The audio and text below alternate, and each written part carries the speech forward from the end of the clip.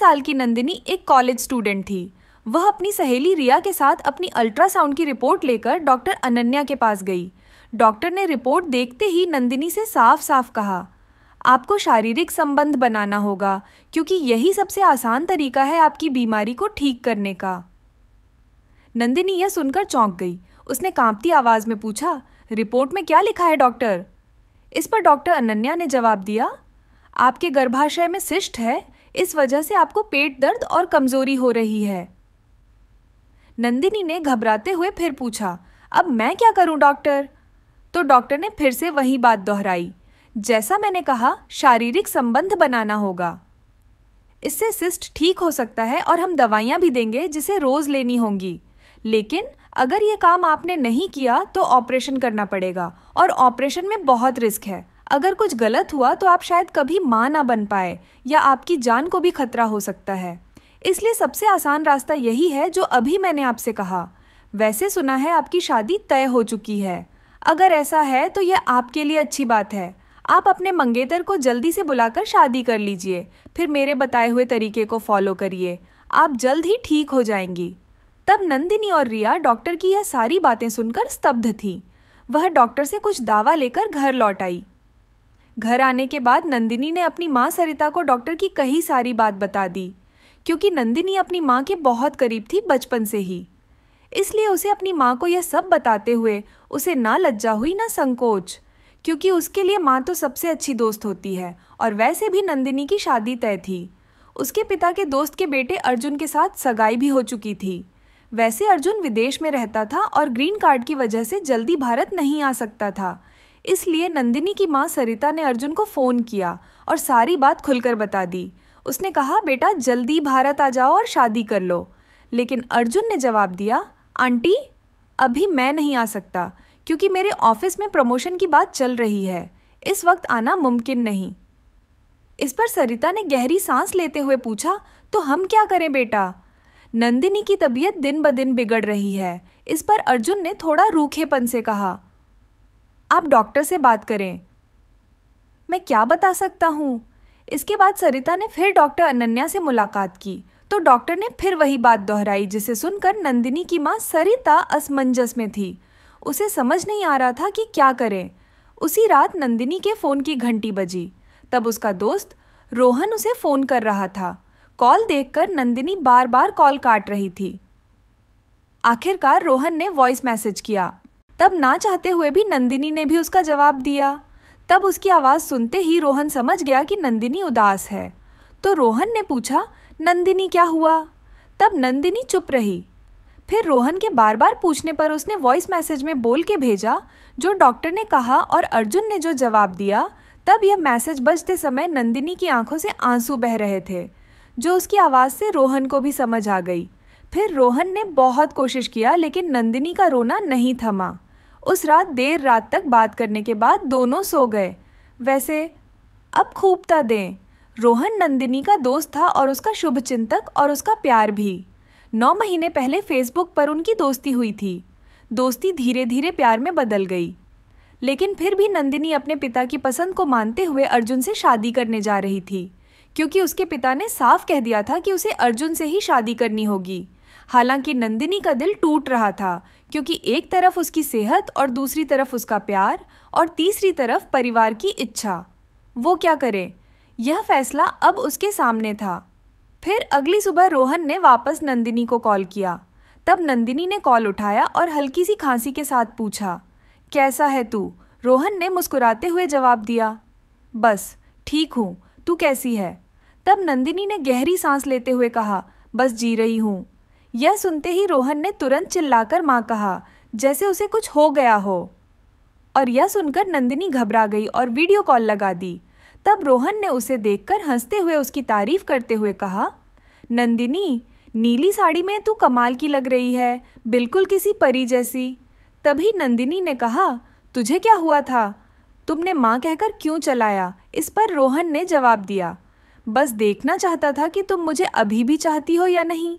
इस पर नंदिनी ने हल्का सा हंसते हुए कहा, अब बस कर और चापलूसी मत कर, वैसे भी दिन ब दिन मैं फूल रही हूँ। फिर नंदिनी ने बात बदलते हुए पूछा, तू इंडिया में कब आया? तुझे तो विदेश से लौटने की छुट्टी तो नहीं मिल रही थी ना? इस पर रोहन ने शरारती अंदाज में जवाब दिया, जब तेरी तबीयत के बारे में सुना तो तुझे करीब से देखने का मन हुआ, इसलिए तुझे सरप्राइज देने चला आया। रोहन की यह बातें सुनकर लेकिन नंदिनी के मन में तूफान उमड़ने लगा। वो सोचने लगी, रोहन मेरे लिए अपनी जॉब छोड़कर सब कुछ दांव पर लगाकर अपने देश लौट आया, जबकि उसे पता है कि एक बार फाइनल लौटने के बाद वो दोबारा विदेश नहीं जा पाएगा। और वो अर्जुन जिसकी मैं उसकी मंगेतर हूँ, उसने तो मेरी जिंदगी की परवाह तक नहीं किया। उसके लिए तो उसका प्रमोशन ही सब कुछ है। तब ये सोचते सोचते नंदिनी की आंखों से 2 आंसू टपक पड़े। ये देखकर रोहन ने तुरंत पूछा, अरे नंदिनी, क्या हुआ? तो नंदिनी ने आंसू पोंछते हुए कहा, कुछ नहीं। फिर रोहन ने उसका मूड बदलने की कोशिश की और बोला, चल आज हम सारा दिन घूमेंगे और खूब मौज मस्ती करेंगे। यह सुनते ही नंदिनी ने मना किया, नहीं, मुझे घर पर ही रहना है, बाहर जाने पर सब चिंता करेंगे। लेकिन उधर रोहन ने जिद पकड़ लिया, नहीं, तू आज मेरे साथ घूमेगी, इसके अलावा तू कहीं नहीं जाएगी। तुझे याद है ना, मैंने तुझसे एक दिन मांगा था, तब मैंने कहा था कि एक दिन तू सिर्फ मेरी होगी, उस दिन पर तेरा कोई हक नहीं होगा।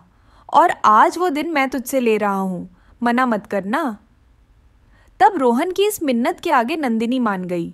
फिर उसने फैसला किया कि आज वो रोहन के साथ पूरा दिन बिताएगी, क्योंकि शायद यह उनकी आखिरी मुलाकात हो, शायद यह आखिरी बार साथ में घूमना हो। फिर अगले दिन दोनों ने मिलकर शहर की सबसे खूबसूरत जगहों पर घूमा, अनजान रास्तों पर चले, जहाँ मन चाहा वहाँ रुके। फिर घूमते घूमते अचानक बारिश शुरू हो गई, वो भी बिजली की चमक और गरज के साथ। फिर दोनों भीगते हुए भागते हुए एक पुराने से घर के सामने जाकर रुके और दरवाज़ा खटखटाया। थोड़ी देर बाद दरवाज़ा खुला और एक बुजुर्ग महिला ने दरवाजे से झांकते हुए पूछा, कौन हो तुम लोग? तब भींगे और ठंड से कांपते हुए नंदिनी ने जवाब दिया, बारिश में फंस गए हैं दादी, थोड़ी देर के लिए अंदर रुक सकते हैं क्या? इस पर बुजुर्ग महिला ने सिर हिलाया और दरवाज़ा खोल दिया। फिर भीगे हुए कपड़ों में ठंड से कांपते हुए दोनों अंदर आ गए। फिर बुजुर्ग महिला ने उन्हें तौलिया दिया और बोली, बेटी, तू तो पूरी तरह भीग गई है, 1 मिनट रुक। इतना कहकर वो बुजुर्ग महिला अपने कमरे में गई और एक साड़ी लेकर आई। फिर साड़ी नंदिनी के हाथों में देते हुए बोली, यह साड़ी ले बेटा और बदल ले, तब तक मैं चाय बनाकर लाती हूँ। इतना कहकर वो बुजुर्ग महिला रसोई में चली जाती है। फिर रोहन वहीं पास में खड़ा मुस्कुरा उठा और चुटकी लेते हुए बोला, नंदिनी, तुम ये साड़ी क्यों नहीं पहन रही? इस पर नंदिनी ने उसकी तरफ देखकर हंसते हुए जवाब दिया, तुझे नहीं पता कि मैं ये साड़ी खुद से नहीं पहन सकती, भाभी ने आने से पहले मुझे पहनाई थी। इस पर रोहन ने फिर शरारत भरे अंदाज में कहा, मैं पहनाऊं या आंखें बंद रखूं? फिर उसकी आवाज़ अचानक से भारी हो गई और फिर बोला, मेरी बीवी तो तू बनने वाली नहीं जिसे मैं अपने हाथों से सजाऊं, साड़ी पहनाऊं, जब मन करे उसके बालों में बेला का गजरा लगाऊं। तब यह शब्द कहते हुए रोहन की आंखें नम हो गई। फिर उसने रूंधे गले से कहा, तू मेरे बच्चों की माँ तो नहीं बनेगी ना? मैं अपने बच्चे के मुंह से पापा की आवाज़ तो नहीं सुन पाऊंगा। कितने सपने थे मेरे, क्या मेरे सपने देखना भी गुनाह है? तब ये सब सुनकर नंदिनी की आंखें भी छलक आईं।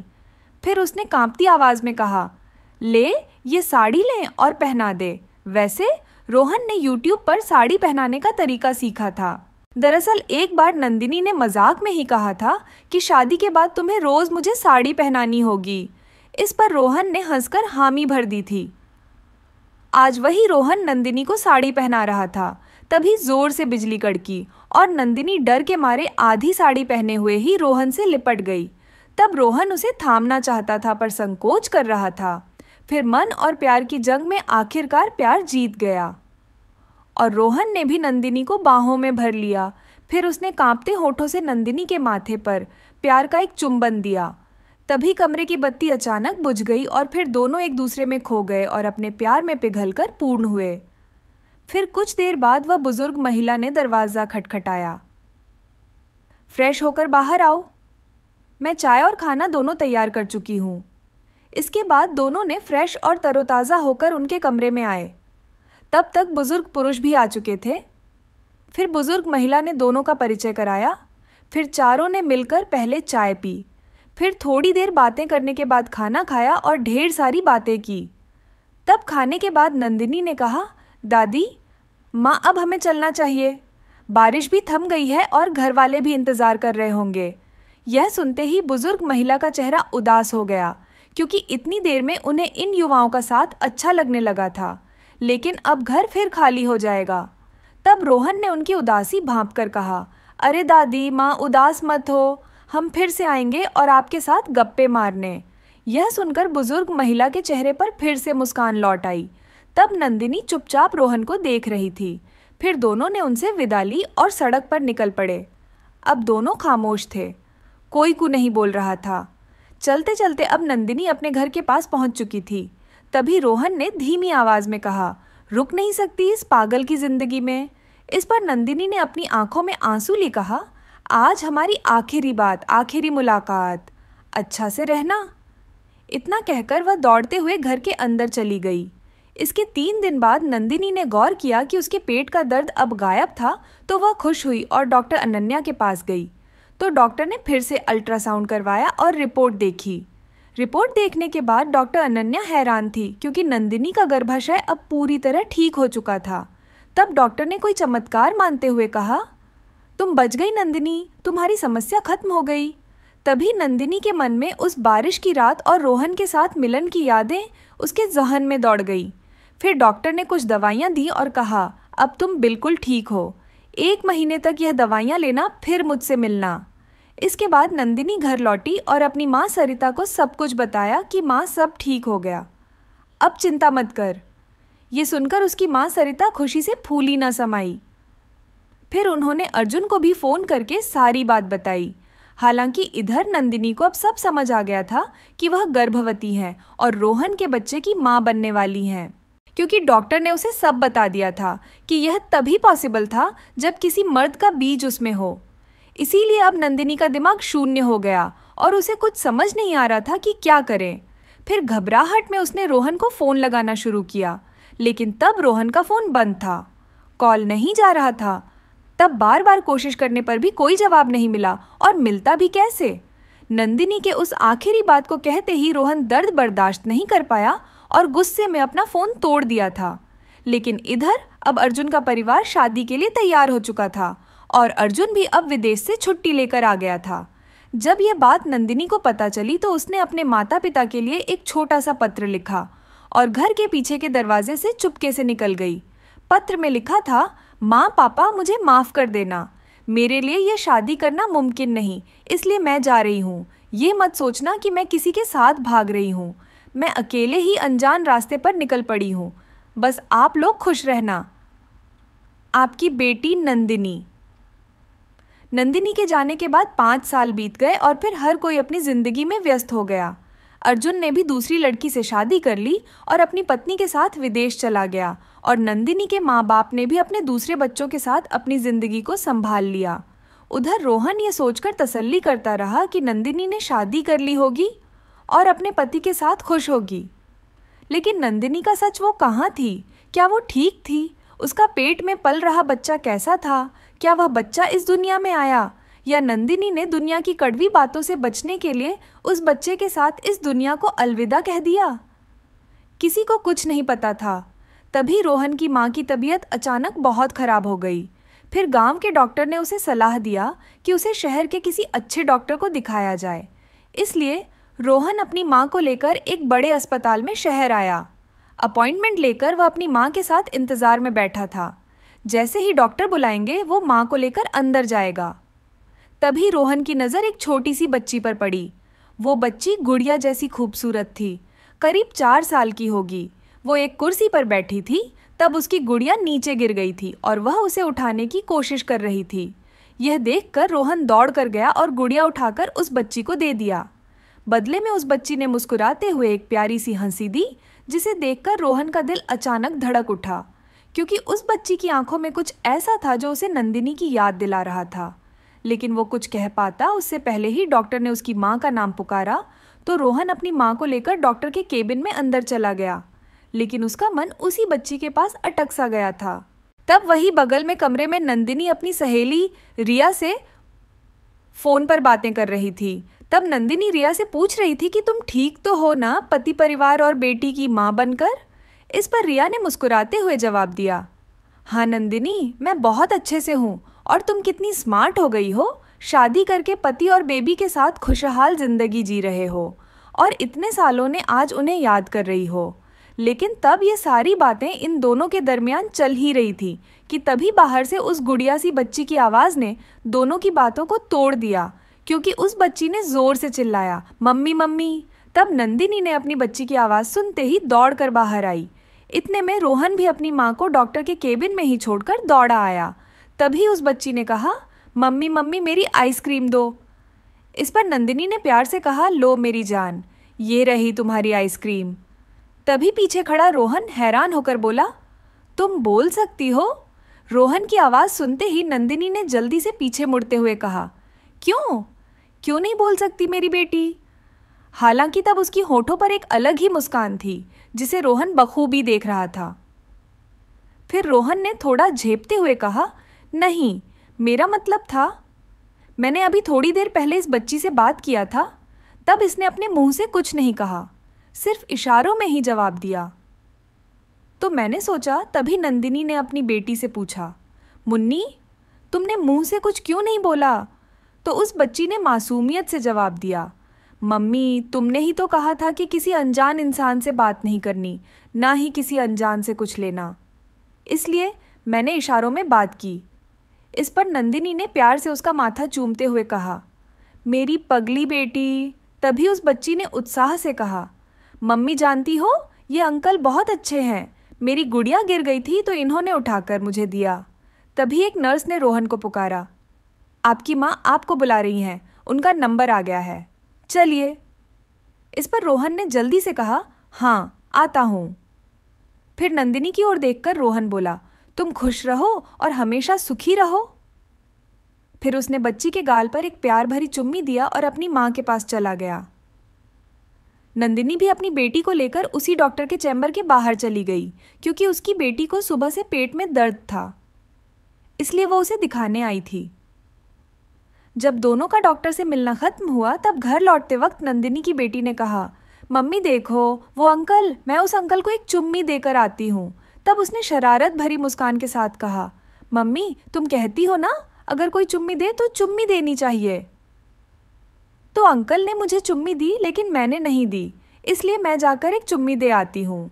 इस पर नंदिनी ने हंसते हुए कहा, ठीक है जाओ, लेकिन चुम्मी देकर तुरंत वापस आना, देर मत करना, समझी? इस पर बच्ची बोली, हाँ मम्मी। फिर बच्ची खुशी खुशी दौड़ पड़ी। पीछे से उसकी आवाज़ आई, अंकल। तभी रोहन ने मुड़कर देखा, अरे तुम लोग अभी तक गए नहीं? तो बच्ची ने कहा, नहीं अंकल, अब जा रहे हैं। फिर रोहन ने पूछा, ये जो तुम्हारे साथ थी वो आंटी कौन थी? तब बच्ची ने गर्व से कहा, वो मेरी मम्मी है। इस पर रोहन ने हंसकर कहा, अच्छा ठीक है, अब जल्दी बताओ क्या बात है, मुझे भी अपनी मम्मी के घर ले जाना है। तभी बच्ची ने जिद की, अंकल ज़रा बैठो ना। तब रोहन ने हैरानी से पूछा, बैठूं? क्यों? अरे बैठो ना, बच्ची ने हंसते हुए कहा। तब रोहन बैठ गया। फिर बच्ची ने फट से उसके गाल पर एक चुम्मी दी और बोली, चलो टाटा।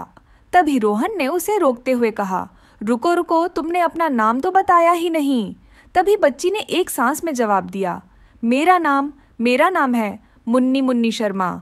मेरे पापा रोहन शर्मा, मेरी मम्मी नंदिनी शर्मा। मुन्नी से जब भी कोई उसका नाम पूछता तो वह अपने माता पिता का नाम भी एक साथ बता देती थी, क्योंकि उसकी माँ ने उसे यही ही सिखाया था।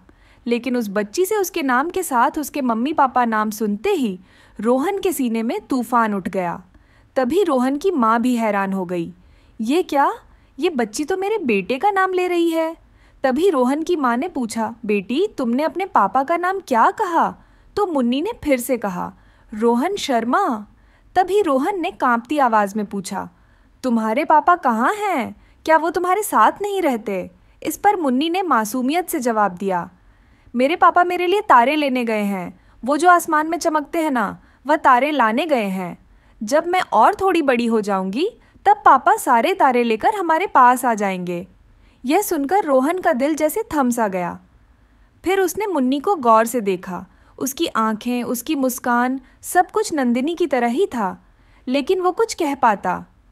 उससे पहले उसकी माँ ने उसे फिर बुलाया तो मुन्नी दौड़कर अपनी मम्मी के पास चली गई। फिर रोहन भी दौड़कर नंदिनी के पास गया और उससे से कहा, नंदिनी, याद है वो बारिश वाला दिन? उस बारिश वाले दिन से मैंने तुम्हें अपनी पत्नी और खुद को तुम्हारा पति मान लिया था। उस दिन को मैंने अपने दिल और आत्मा से हमारी पवित्र सुहागरात के रूप में स्वीकार किया। इसलिए मेरी जिंदगी में ना कोई और आया, ना कभी आएगा। तभी रोहन की माँ ने बीच में टोकते हुए कहा, बस बहुत हो गया, अब दोनों चुप करो, बाकी बातें बाद में करना। अब घर चलो, मैं तुम दोनों की शादी करवाऊंगी। तुम्हारी हथेलियाँ अब मैं एक करूंगी और अब से तुम दोनों साथ रहोगे। हम सब साथ रहेंगे क्योंकि अब मैं अपनी पोती मुन्नी के साथ अपने बाकी के दिन बिताना चाहती हूँ। इतने में ही रोहन और नंदिनी ने माँ को गले लगा लिया। फिर वे सब साथ में घर लौट आए। फिर रोहन की माँ ने शादी की तैयारियां शुरू कर दी। उन्होंने नंदिनी के घर फ़ोन किया और कहा, हमने नंदिनी को ढूंढ लिया है, वह हमारे घर पर है। अगर आप उसे देखना चाहते हैं तो हमारे पते पर आ जाइए। तब नंदिनी का परिवार फ़ोन पाते ही तुरंत दिए गए पते पर रवाना हो गया। रोहन के घर पहुंचकर उन्होंने देखा कि शादी की तैयारियां चल रही थीं। पूरा घर सजा हुआ था। तब रोहन की माँ ने उन्हें अंदर बुलाया और सबको बैठने को कहा। कुछ देर बाद नंदिनी दुल्हन के जोड़े में सामने आई। तब उसे देख सबकी आंखें नम हो गई। लेकिन ये दुख के आंसू नहीं, खुशी के आंसू थे, क्योंकि इतने सालों बाद उन्हें अपनी बेटी को फिर से पाने की खुशी थी। फिर रोहन की माँ ने नंदिनी के माता पिता को सारी बात खुलकर बताई और नंदिनी ने भी सबके सामने माफ़ी मांगी। तब सबने उसे गले लगाया। तभी रोहन मुन्नी को गोद में लेकर आया। तभी मुन्नी ने पूछा, पापा, यह लोग कौन हैं? तो रोहन ने प्यार से कहा, ये तुम्हारे नाना नानी है, मेरी जान। फिर नंदिनी के माँ बाप ने मुन्नी को गोद में लिया, उसे ढेर सारा प्यार दिया। फिर सब एक साथ इकट्ठा हुए और रोहन और नंदिनी की शादी धूमधाम से हुई।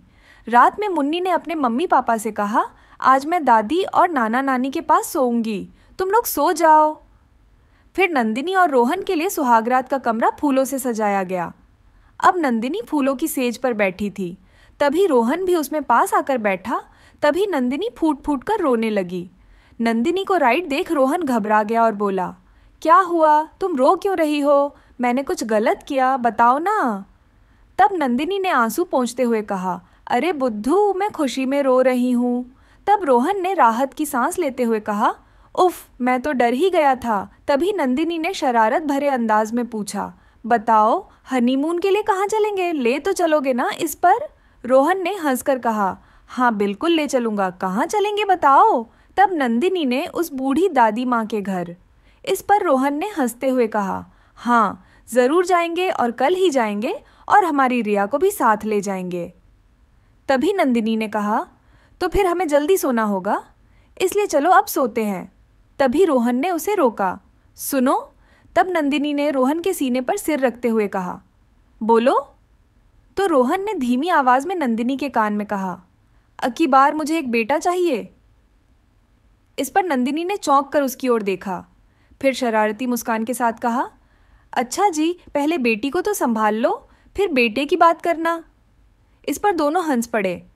फिर नंदिनी ने रोहन का हाथ थामते हुए कहा, जो भी हो, बेटा या बेटी, बस हमारा प्यार और हमारा परिवार ऐसा ही बना रहे। रोहन ने उसे गले लगाया और बोला, हाँ हमेशा।